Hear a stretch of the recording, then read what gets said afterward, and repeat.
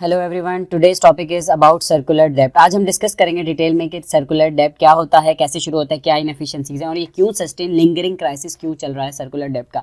We have discussed in our previous video about the energy crisis of Pakistan. ठीक है, उसके अंदर सबसे इंपॉर्टेंट चीज बार बार हम डिस्कस कर रहे थे सर्कुलर डेब्ट। इसके ऊपर सेपरेट सवाल भी आ सकता है, या सेपरेट टॉपिक बहुत इंपॉर्टेंट है, इसलिए इसके ऊपर हम अलग से वीडियो बना रहे हैं। ठीक है, स्टार्ट करते हैं इसको। सबसे पहले हमें ओरिजिन का पता होना चाहिए, हिस्ट्री पता होनी चाहिए, कहाँ से शुरू हुआ, कैसे शुरू हुआ। ठीक है, 1994 में ये जो कॉन्सेप्ट जहाँ से सर्कुलर डेब्ट शुरू होता है ना, वो जो क्राइसिस, इसका ओरिजिन ही आईपीपी से शुरू होता है, इंडिपेंडेंट पावर प्रोड्यूसर। आप लोगों को तो पता होगा। ठीक है, इंडिपेंडेंट पावर प्रोड्यूसर। ठीक है, अब ये एग्रीमेंट्स जो किए गए 1994 के अंदर बाय पीएमएलएन गवर्नमेंट्स, उसकी यहाँ से ये इनिशिएट होता है क्राइसिस। अब कैसे होता है इसको देखते हैं। 1997 में नेपरा क्रिएट होती है। ठीक है, 2008 के अंदर सीपीपीए क्रिएट होती है। आप इसको हम देखेंगे, एक और अथॉरिटी है गवर्नमेंट ने बनाई थी on the grantor on the behalf of the NTDC. अब ये जो गवर्नमेंट बनाई थी ना, ये एनटीडीसी को इंश्योर कराने के लिए कि पेमेंट्स वगैरह की जाएंगे। आगे देखते हैं 2015 के अंदर CPPA separated from the NTDC. अब सीपीपीए अलग हो गई और एनटीडीसी अथॉरिटी अलग हो गई। 2019 के अंदर 61% जनरेशन फ्रॉम द आईपीपीस ने, जो हमने इंडिपेंडेंट पावर प्रोड्यूसर्स लगाए थे, 61% जनरेशन उन्होंने की है। ये तो आपको कॉन्टेक्स्ट ओरिजिन समझ आएगा। अब हम देखते हैं ये जो सर्कुलर डेब्ट शुरू कैसे हुआ। ये शुरू हुआ था 2006 के अंदर, जब हमारी ऑयल प्राइसेस बढ़नी शुरू हो गई थी। ऑयल प्राइसेस जब बढ़ी और उसकी वजह से आपको टैरिफ को इंक्रीज करना पड़ता है, ताकि आप जितनी की एनर्जी इलेक्ट्रिसिटी जनरेट कर रहे हैं उतनी इलेक्ट्रिसिटी के कलेक्शन भी करें। ऑब्वियस सी बात है, लेकिन ऐसा नहीं हुआ। वो हमने उसकी गवर्नमेंट ने, मुशर्रफ की गवर्नमेंट ने इस लास्ट जाने से पहले इस चीज़ को नहीं बढ़ाया। ठीक है, शौकत अजीज़ आपके प्राइम मिनिस्टर थे।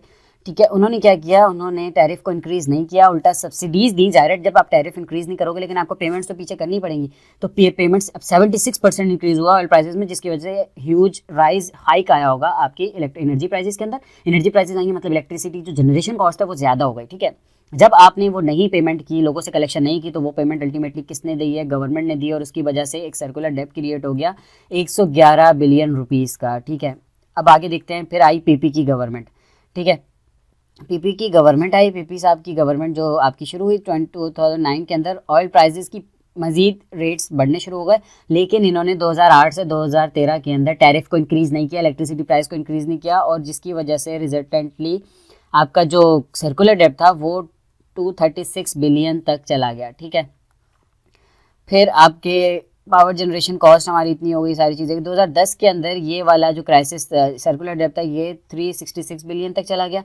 और इसी तरीके से फिर हुआ ये कि गवर्नमेंट ने इसको फिल करने के लिए 1 ट्रिलियन रुपीज़ का एक वो पास किया। ठीक है, जिसमें से 866 बिलियन रुपीज़ आपने पेमेंट कर दी। और 2011-12 के अंदर पावर होल्डिंग पब्लिक लिमिटेड जो भी हमारी है, उसने ये लिखा है, government allow strategies to generate IPPs to take डेब्ट। सही है, सिंपल ये हुआ है कि जब 2013 तक आई आपकी पीपी की पीएमएलएन की गवर्नमेंट आई, तो उन्होंने दोबारा से 480 बिलियन को इंजेक्ट किया, बजट डेफिसिट के अंदर इसको रखा, जिसकी वजह से 342 बिलियन को पेमेंट की गई सर्कुलर डेब्ट की, और अल्टीमेटली सर्कुलर डेब्ट जीरो हो गया। गवर्नमेंट ने नारा यही लगाया था कि हम, अब हुआ ये कि पीपी की गवर्नमेंट में 2008 से 12-13 के अंदर एनर्जी शॉर्टेज बहुत ज़्यादा हो गई थी। आपको पता है एनर्जी क्राइसिस आ गया था बहुत ज़्यादा, जिसकी वजह से इंडस्ट्रीज़ वगैरह बंद होनी शुरू हो गई थी। तो पीएमएलएन ने भी यही नारा लगाया था कि हम एनर्जी प्रोवाइड करेंगे, इंडस्ट्री को ग्रूम करेंगे, एनर्जी क्राइसिस को खत्म करेंगे, लोड शेडिंग को खत्म करेंगे। तो उन्होंने ये आके पूरा सर्कुलर डेब्ट का सिस्टम, ये जो मसला था इशूज़ को रिजॉल्व किया, एक दफ़ा आके उन्होंने इसको पेमेंट्स कर दी सारी चीज़ों की। ठीक है, अब सर्कुलर डेब्ट वैसे आपको ये पता होनी चाहिए कि बेसिकली होता क्या है। सर्कुलर डेब्ट होता ये है कि जब आपकी एक एंटिटी, ये एंटिटीज़ आपस में ना सारी सर्कल्स में कनेक्ट होती हैं। ठीक है, आप एक्सटर्नल बायर से ऑयल को इंपोर्ट कराते हैं। ठीक है, ऑयल आता है, ऑयल की पेमेंट्स की जाती हैं। ठीक है, बाय आपकी सीपीपीए जो आपकी गवर्नमेंट की अथॉरिटी है, वो उसको पेमेंट करती है। ठीक है, पेमेंट्स, ऑयल पेमेंट, फिर उसके बाद ऑयल आगे जाके मिलता है आपकी जनरेशन एनटीडीसी को। ठीक है, एनटीडीसी देती है जनरेटिंग पावर प्लांट जेनकोस को, जेनकोस को पेमेंट होती है। जेनकोस फिर आगे किसको देती है, डिस्ट्रीब्यूशन कंपनीज को, डिस्कोस को। डिस्कोस फिर पेमेंट करती हैं। डिस्कोस जब लोगों से कलेक्ट करती हैं ऑयल, मतलब इलेक्ट्रिसिटी की प्राइसेस, इलेक्ट्रिसिटी की जो रेवेन्यू जनरेशन कलेक्ट करके जेनकोस को देती है। जेनकोस इस तरीके से सर्कल वापस ऑयल पेमेंट्स होती हैं। ठीक है, अब इशू यहाँ आता है कि जब आपकी कलेक्शन, आपने सब्सिडीज़ दी, गवर्नमेंट सीपीपी अथॉरिटी ने सब्सिडीज़ दी, तो उसकी वजह से लोगों ने तो पैसे नहीं भरे, लोगों ने तो कम पैसे भरे, तो लोगों को तो सस्ती एनर्जी मिल रही थी, सस्ती इलेक्ट्रिसिटी मिल रही थी, तो बाकी डिस्कोस ने जो जनरेशन की वो वापस तक जाती रही। और इसकी वजह से हुआ ये कि जिसको जेनकोस को पेमेंट बैक नहीं कर सकती थी, डिस्को जेनकोस एनटीडीसी को नहीं कर सकती और एनटीडीसी सीपीपीए को नहीं करेगी, और इसकी वजह से सीपीपीए गवर्नमेंट की अथॉरिटी को oil producer, oil exporter, importers को पेमेंट करनी होती है और पेमेंट तो करनी पड़ेगी ऑब्वियसली टाइम पे, तो जिसकी वजह से एक सर्कुलर डेब्ट क्रिएट हो जाता है। इसका मतलब ये होता है कि एक ने दूसरे को नहीं की, दूसरे ने तीसरे को नहीं की, और इस तरीके से एक साइकिल चलने लग जाता है, जिसका उधार का साइकिल समझ लें इसको, ये सर्कुलर डेब्ट कहलाता है। ठीक है, ये तो हमें समझ आ गया। फिर पीएमएलएन का मैंने बताया, उन्होंने इसको एक दफ़ा डील किया, फिर ये हुआ कि सर्कुलर डेब्ट का मैनेजमेंट का प्लान लाया, जिस वजह से प्राइवेटाइजेशन ऑफ डिस्कोज की बात शुरू हुई। ठीक है, ये बात इन्होंने की, मैंने जैसे कि बताया कि इंप्लीमेंट किन्होंने करना था, पीएमएलएन गवर्नमेंट ने। ठीक है, लेकिन उस पर इंप्लीमेंटेशन नहीं हो सकी और 266 बिलियन रुपीज़ का सर्कुलर डेब्ट चलता रहा। फिर क्योंकि आपने एक स्ट्रक्चरल इशू को डील नहीं किया, आप बंदा सवाल कर सकता है ना कि भाई बार बार एक दफ़ा डील किया, सर्कुलर डेब्ट को खत्म किया, फिर आ गया, सर्कुलर डेब्ट को खत्म किया, फिर आ गया। सर्कुलर डेब्ट तब तक चलता रहेगा जब तक आपका ये आप स्ट्रक्चरल इशू को डील नहीं करेंगे, जब तक आप ये डिस्कोज को प्राइवेट नहीं करेंगे, डिस्कोज जब तक प्रॉपर कलेक्शन नहीं करेंगी, तब तक ये सर्कुलर डेब्ट का इशू कंप्लीट हो ही नहीं सकेगा, क्योंकि वो आपका बजट का डेफिसिट ही क्रिएट होता रहेगा, आपकी कलेक्शन नहीं हो पाएगी। ठीक है, ऑयल प्राइसेस दोबारा इंक्रीज हुई 2015 के अंदर, और उसकी वजह से इन्होंने क्या किया, सर चार्जेस जो आप उसको बोलते हैं ना, जिसमें आप ऐड करते हैं टैरिफ्स वगैरह को, और वो सारी चीज़ों को इन्होंने थोड़ा बहुत ऐड किया, लेकिन बहुत ज़्यादा ऐड नहीं किया, जिस वजह से उसके लास्ट टाइम पे जब गवर्नमेंट पीटीआई की आई तो आपका सर्कुलर डेब्ट कितना चलता रहा, 560 बिलियन तक सर्कुलर डेब्ट चलता रहा। ठीक है, अभी रिसेंटली 2.6 ट्रिलियन रुपीज़ चल रहा है, ये तो पिछले साल के रेट्स हैं। इसके बाद 2.6 trillion is a huge amount, इतना सर्कुलर डेब्ट हमारा चल रहा है, जो कि हमने पेमेंट्स करनी है, जो कि हमने एक एंटिटी ने दूसरी एंटिटी को करनी है। गवर्नमेंट क्या कर रही है, वर्किंग कर रही है अभी एग्रीमेंट्स को करने की, और 2022 के अंदर जो है 2500 मतलब 2.5 ट्रिलियन तक ये चला गया है। ठीक है, अब हम देखते हैं कि 4 मेजर कंट्रीब्यूटर्स इन सर्कुलर डेब्ट। सर्कुलर डेब्ट के अंदर इंपॉर्टेंट जो इशू है, कंट्रीब्यूट कौन कर रहा है? सबसे पहला इनएफिशिएंट डिस्कोज, वो 31% है। डिले टैरिफ एडजस्टमेंट 35% है। कॉस्ट फैक्टर जो है, जो ऑयल मार्केट जो कि मैं बता रहा हूँ 16% है, एंड अनबजटेड सब्सिडीज 18% चल रही हैं। ठीक है, तो ये हमारा एक रेशियो है ओवरऑल के जो कंट्रीब्यूट कर रहा है सर्कुलर डेब्ट में, कि डिस्कोज इनएफिशिएंट है, जो मैंने पहले बताया कि कलेक्शन नहीं होती। डिलेड टैरिफ एडजस्टमेंट, के टैरिफ को आप बढ़ाते नहीं हो, उसकी वजह से कलेक्शन नहीं होती। ठीक है, फिर कॉस्ट फैक्टर आ जाता है कि ऑयल मार्केट की प्राइसेस बढ़ जाती हैं, वो एक फैक्टर है, और अनबजटेड सब्सिडीज जो आप देते हैं वो उसमें 18% कंट्रीब्यूट करता है। ठीक है, अब आ जाते हैं हम इसकी डिटेल में कि इश्यूज़ क्या हैं। सबसे पहले आ गया कैपेसिटी पेमेंट्स। ठीक है, कैपेसिटी पेमेंट्स में आ गया वही जो मैंने बताया था, agreements, payments on the install capacity. ठीक है, consumers paid on the basis of the consumption के ऊपर पेड किए जाते हैं, लेकिन कंपनी को हम इंस्टॉल कैपेसिटी में पेमेंट कर रहे हैं। उसके रीजन भी मैंने बता दिए कि logical argument business point of view से है इसका।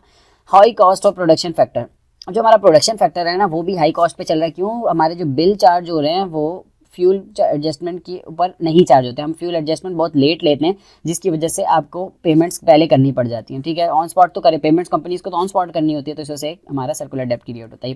पहला ये पॉइंट है, रीजन अभी हम डिस्कस कर रहे हैं। तीसरा सर्कुलर डेब्ट का जो रीजन है वो है मिसमैनेजमेंट। ठीक है, मिसमैनेजमेंट की वजह से सर्कुलर डेब्ट क्रिएट होता है। वो कैसे? टेक्निकल, एक इसके मिसमैनेजमेंट में टेक्निकल लॉस आता है और एक एडमिनिस्ट्रेटिव लॉस आता है। टेक्निकल लॉस क्या है? लेंदी डिस्ट्रीब्यूशन लाइंस जो है उसमें फिर आपकी लॉसेज बहुत ज़्यादा होते हैं। लेंदी ट्रांसमिशन लाइंस के लॉसेज होते हैं, जो कि हमने देखा 17% है।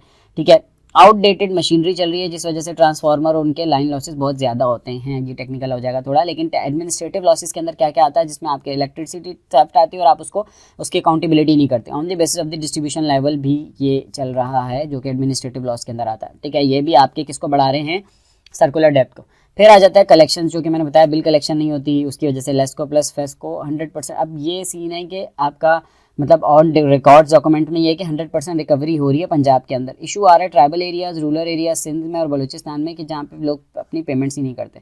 ठीक है, ये थोड़े बेसिक रीजन है जो जिस वजह से आपके सर्कुलर डेब्ट बढ़ रहा है। कुछ मैंने बताया कंट्रीब्यूटर्स कौन है, फिर हमने रीजंस देखे सर्कुलर डेब्ट के। ठीक है, फिर हम देख रहे हैं रेमेडियल मेजर्स क्या होने चाहिए। सबसे पहले तो रेड टैपिज्म को खत्म करना चाहिए। ठीक है, जिसमें फाइल मूवमेंट वगैरह ये सारा हमारा जेनको से ट्रांसमिशन से मिनिस्टर, जिस तरीके से पूरा एक वो जो सर्कल चल रहा है ना रेड टैपिज्म का, उसको खत्म करें और एफिशिएंट सिस्टम करें बाय डिजिटलाइजेशन। फिर आ जाता है रीवैम्पिंग इन एनटीडीसी को रीवैम्प करें, ट्रांसमिशन लाइन लॉसेस को खत्म करें और सारी चीज़ों को। फिर डिस्कोस की रीवैम्प करें उनको, फिर स्मॉल स्केल ट्रांसमिशन लाइन्स बनाएं, एचवीडीसी पे लें, ट्रांसफार्मर की एफिशिएंसी को चेक करके लगाएं, जिस वजह से ट्रांसफार्मर में बहुत ज़्यादा लॉसेज होती हैं, क्योंकि उसमें रिलेक्टेंस का फैक्टर होता है, क्योंकि वो सारा म्यूचुअल इंडक्शन पे फंक्शन कर रहा होता है। फिर आ जाता है ऑयल फैक्टर। ऑयल फैक्टर का जो हमने देखा है कि अगर ऑयल फैक्टर की डिपेंडेंसी हम कम करेंगे, उस वजह से हमारी फिर ऑयल फ्यूल एडजस्टमेंट्स और कॉस्ट और सारी चीज़ें हमारी डील हो सकती हैं, अगर हम इंडिजीनियस रिसोर्सेज के ऊपर चले जाएं और सर्च करके एक्सप्लोर करके अपने मुल्क के अंदर ही फॉसिल फ्यूल्स ढूंढना शुरू हो जाएं। ठीक है, फिस्कल ईयर 2021 के अंदर 22 मिलियन पीपल ने सब्सिडीज उन्हें मिली थी और फिजिकल ईयर 21-22 में 13.9 मिलियन पीपल को सब्सिडी मिली। तो सब्सिडी का जो इशू है ना, ये बहुत इंपॉर्टेंट इशू है कि गवर्नमेंट जब सब्सिडी दे देती है उसकी वजह से आपकी यहाँ सब्सिडी का भी पॉइंट ऐड कर लें। वैसे तो पीछे मैं अपने एनर्जी क्राइसिस वाले इशू में डिस्कस कर चुका हूँ, रिलेट ही करते हैं एनर्जी क्राइसिस का पूरा जो टॉपिक हमने डिस्कस किया। और सर्कुलर डेप्ट एक ही बात है, सर्कुलर डेप्ट उसी के अंदर आ जाता है, लेकिन सर्कुलर डेप्ट एक इंपॉर्टेंट इशू है, इसलिए इस पर सेपरेट वीडियो बनाई है, इसकी हिस्ट्री देखी, सारी चीज़ें देखी, कुछ कॉजेज कुछ फैक्टर्स देखे इसके ऊपर। तो दैट्स ऑल फॉर टुडे, ये था आज का सर्कुलर डेप्ट का topic. Thank you so much for listening, hope you enjoyed this video. Allah.